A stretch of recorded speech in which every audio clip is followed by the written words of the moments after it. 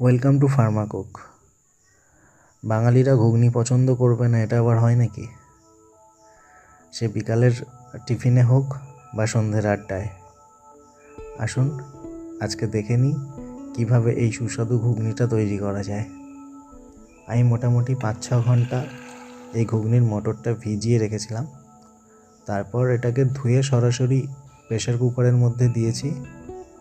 আর আলুর সাইজটা আমি এরকমভাবে কেটে নিয়েছিলাম। আমি এখানে একটু বড় সাইজের 2খানা আলু দিয়েছি। আর ঘুগনির মটরের পরিমাণটা ছিল প্রায় 250 গ্রাম মতো। তারপর পরিমাণ মতো নুন আর 1 চামচ হলুদ। আর ঘুগনি আলুটা জাস্ট ডুবো ডুবো হবে এরকম পরিমাণ জল দিয়ে প্রেসার কুকারের ঢাকনাটা লাগিয়ে মোটামুটি 3টে সিটি দিয়ে নেব, মিডিয়াম টু লো ফ্লেমে। তারপর প্রেসার কুকারটা ঠান্ডা হতে দিয়ে একটু দেখে নেবেন যে মটরগুলো ঠিকঠাকভাবে সিদ্ধ হয়েছে কিনা। যদি না হয় সেক্ষেত্রে আরও একটা সিটি দিয়ে নিতে পারেন, আমার প্রয়োজন পড়েনি। তারপর ঘুগনির জন্য যে মশলাটা বানিয়ে নেব তার জন্য গোটা জিরে, গোটা ধনে, গোটা গোলমরিচ, গোটা গরম মশলা আর শুকনো লঙ্কা এগুলো একে একে কড়াইয়ের মধ্যে দেব অল্প আঁচে। আপনারা একবার ভিডিওতে দেখে নিন আমি কিভাবে মশলাটা দিয়েছি। প্রথমে শুকনো লঙ্কা, তারপর গোটা গরম মশলা, তারপরে ধনে, সব শেষে জিরে আর সামান্য বিট নুন। এভাবে দেওয়ার পর মশলাটা ঠান্ডা হলে এটাকে গুঁড়ো করে নিতে হবে। তারপর কড়াইতে পরিমাণ মতো তেল দিয়ে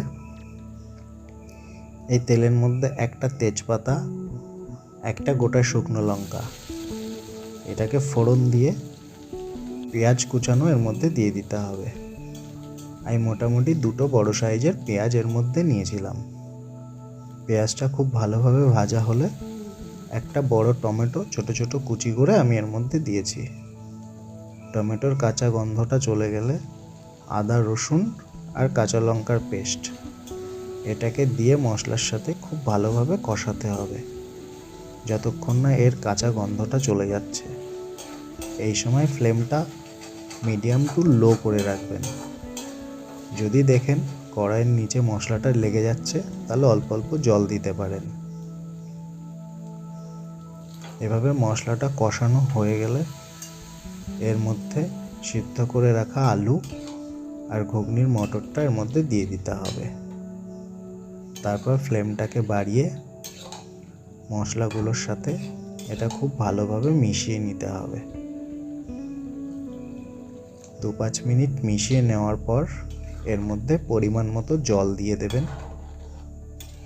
যারা যেরকম ঘনত্বের পছন্দ করেন ঘুগনি ঠিক সেরকম পরিমাণেই জলটা এর মধ্যে দিয়ে দেবেন। তারপর কিছুটা বিট নুন আর নর্মাল নুন অবশ্যই চেক করে দেবেন, যদি কম থাকে তাহলেই। আর ভেজে গুঁড়ো করে রাখা মশলাটা, এই মশলাটা দেওয়ার পর লো টু মিডিয়াম ফ্লেমে আরও 5 মিনিট মতো রান্না করে নিলেই তৈরি সুস্বাদু এই ঘুগনির রেসিপি। আপনারা দেখতে পাচ্ছেন আমি কেমন ঘনত্বের এটাকে রেখেছি। আপনারা আপনাদের পছন্দ মতো রাখবেন।